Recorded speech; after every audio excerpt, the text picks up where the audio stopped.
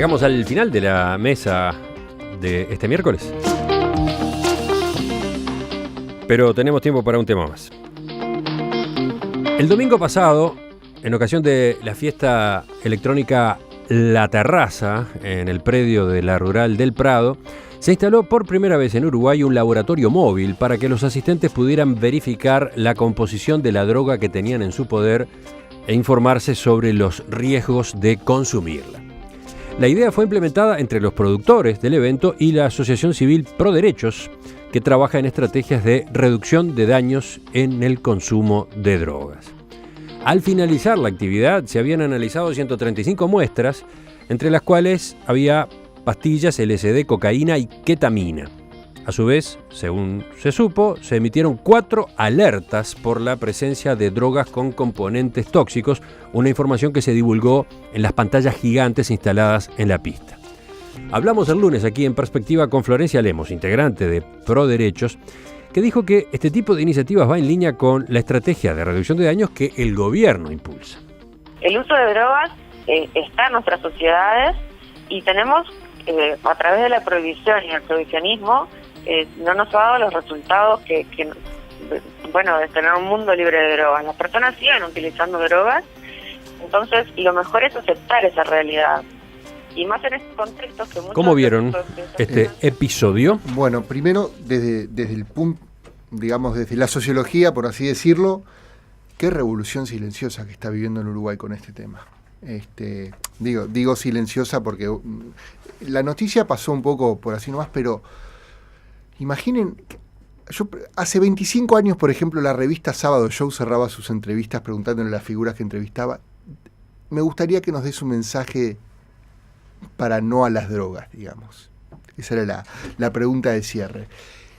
De allí a esta parte donde la sociedad puede procesar que a una fiesta van a concurrir jóvenes y no tan jóvenes, consumir, y ya no estoy hablando de marihuana, sino ahora de una diversidad de pastillas, y que haya a su vez un laboratorio que va a analizar esas muestras. Es un cambio de comportamiento en la sociedad uruguaya, no solo en los que consumen, sino en la sociedad uruguaya toda, gigantesco.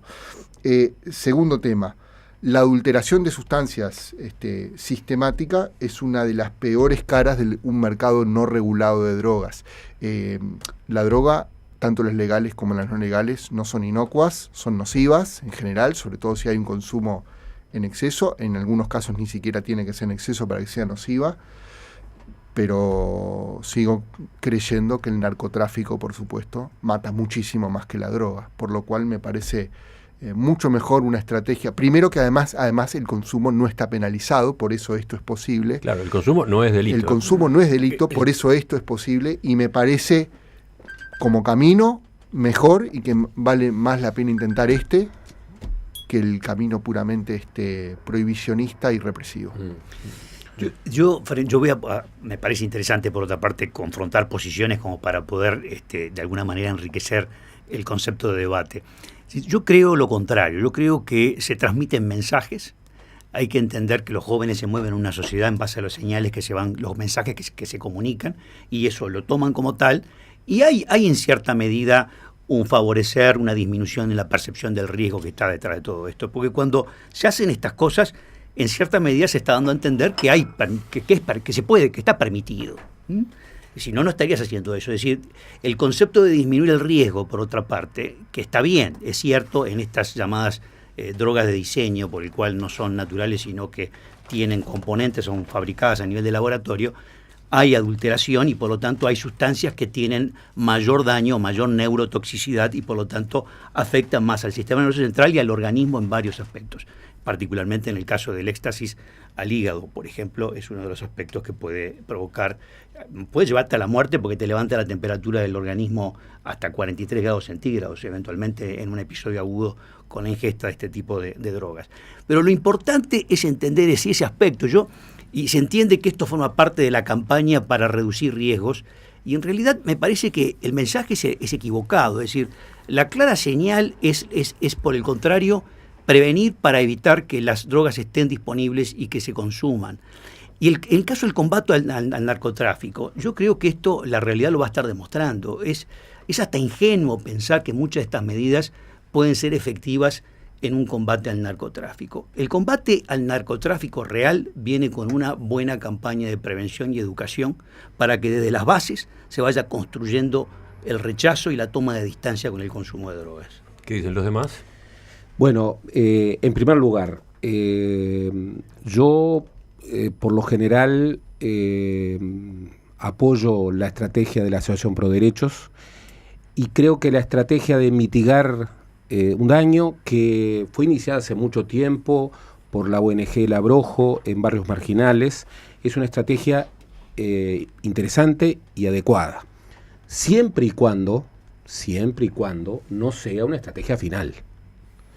Yo no acepto que la mitigación del daño sea, digamos, la resignación a un mundo en donde cada vez más el consumo va a ir creciendo. No hoy, lo acepto. Mira, hoy un poco en línea con lo que señalaban ambos, Álvaro Unchaín, en la columna que escribe habitualmente en El País, se pregunta a raíz de este caso: ¿existen campañas en los medios de comunicación para informar a los jóvenes que esta basura afecta a su salud?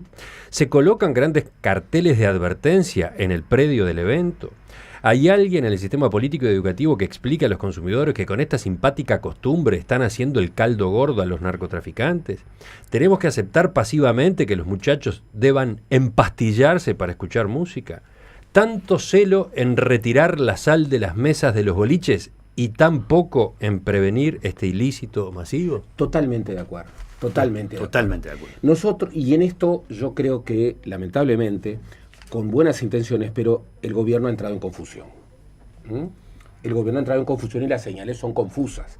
Porque pasamos del knockout a las drogas y de una campaña antitabaco que yo respaldo absolutamente. Y con una campaña anti-consumo excesivo del alcohol que acompaño, que se está instalando absolutamente, a señales contradictorias respecto, primero, al cannabis, que era una droga blanda, entre comillas, y ahora las señales se van expandiendo. Entonces hay señales confusas. Mensajes Yo contradictorios. lo que digo para decir, bien, el knockout a las drogas, que podría traducirse como el prohibicionismo, ha demostrado que no podemos ganar por knockout. Bueno, ganemos por puntos, entonces. Pero ganemos, no nos resignemos a no ganar.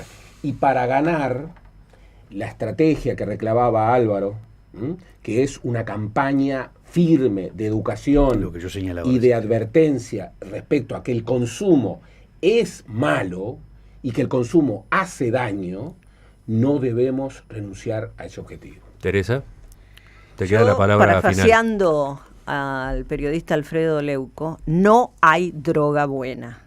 Exacto. Entonces a mí me parece que ese mensaje de que te la vamos a medir y te la vamos a tomar a ver si es buena o es mala, no hay droga buena. Pero hay una diferencia gigante. A ver, dejemos que hable Teresa, que no habló todavía. Hoy No, me está han bien, tenido un pero hay una poquito diferencia acorralada, gigante. Sí, no hay droga buena.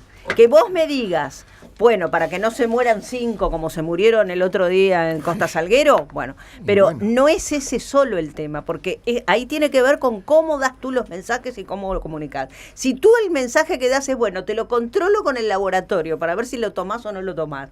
Si el mensaje que estás dando es, bueno, yo ya sé y doy por sentado, como dice muy bien Álvaro en la columna, que para divertirse hay que hacer eso.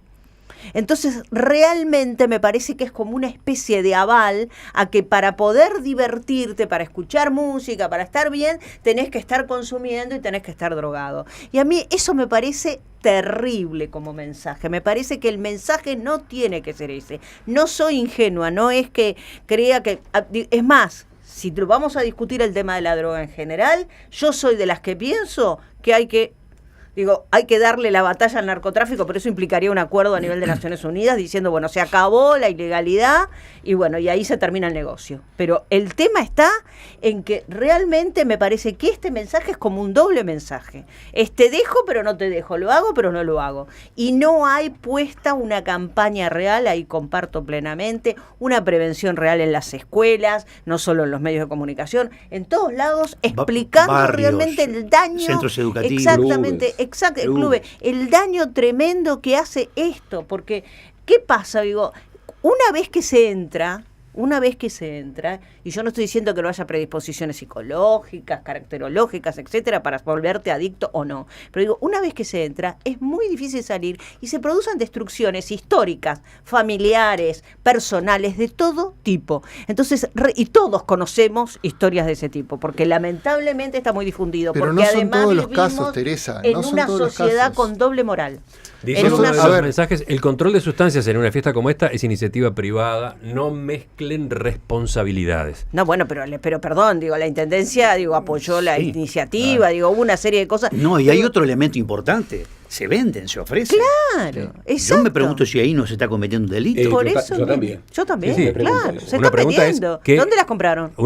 Bueno, no, Ese es el absurdo argumento de que que en podés general dan los consumir, pero no organizadores se de puede estas vender. fiestas, el argumento que dan los organizadores de estas fiestas es que los asistentes ya traen la droga con ellos, cosa que efectivamente pasa. Muchos van Sí, con la droga ya exactamente, comprada. exactamente. Pero también pasa que se venden la Pero misma por fiesta. supuesto. Claro, Pero, si eso pero el ocurre, tema- hay delito. Hay delito. Pero el problema, Hay delito. el problema es dónde ponemos el énfasis, porque, a ver, estoy del todo de acuerdo con los compañeros, que si vas a liberalizar el mercado, tenés que hacer una campaña preventiva y digamos, mostrando lo que son los riesgos, que no son, como lo dije al principio de mi introducción, no son riesgos inocuos.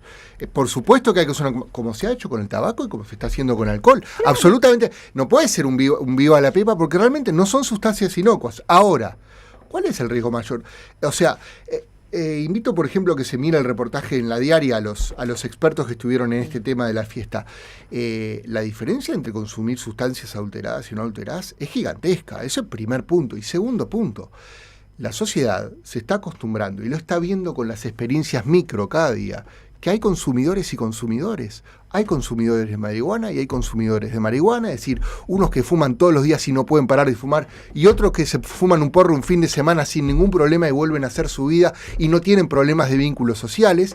Y hay personas que van a una fiesta cada tanto y toman una pastilla y después siguen su vida como si nada. Lamentablemente, o por suerte, el mundo de los consumidores de drogas es un Pero, abanico muy grande, Rafael, pero- que va desde los casos muy problemáticos, con problemas gravísimos de consumo, hasta A los las adicciones. consumidores que no son tan problemáticos. Está bien, es cierto, pero hay que tener claro que muchas veces, y esto se ve, del consumo ocasional se pasa al consumo sostenido y de allí se pasa a la dependencia. Sí, pero no es tan fácil ni Las pobres automática esa neuronas, cadena. las pobres neuronas no pueden protestar, Claro. tienen que sobrevivir y se terminan acomodando Ese a una es el sustancia tema. que está ingresando Es al verdad, sistema Ese pero es el esa tema. cadena, Ese es el ese tema. pasaje al consumo excesivo no es tan automático ni necesario. Pero la Es pregunta decir, está planteada hay personas, en torno a, desde el gobierno, qué tipo de campañas mensaje se da? hay Ninguna, en juego para ninguna. advertir, a propósito, Ninguna. de los riesgos que implica el consumo y lo que puede ocurrir, por ejemplo, si se va dando esos pasos de los que tú hablabas recién. La pregunta es, ¿qué tipo de pasividad maneja el gobierno perdón. en esta materia? Mira, voy a poner un ejemplo. Se fue el tiempo. Día de la Mujer. Tabaré Vázquez habla de que el tabaco mata más mujeres que la violencia. Lo cual no es verdad, porque en el mundo mata mucho más la violencia a mujeres que el tabaco.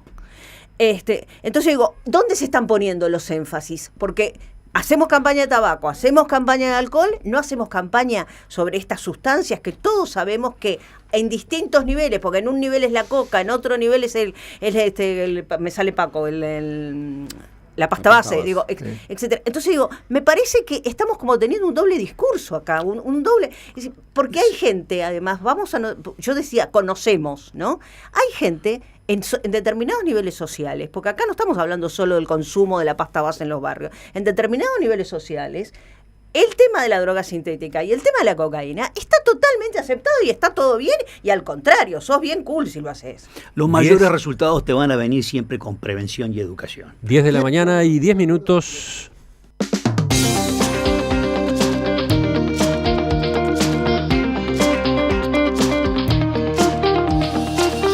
Teresa Herrera, Gerardo Caetano, Guillermo Fossati, Rafael Porsekansky. Gracias por acompañarnos en otra de estas mesas. Gracias. Muchas gracias.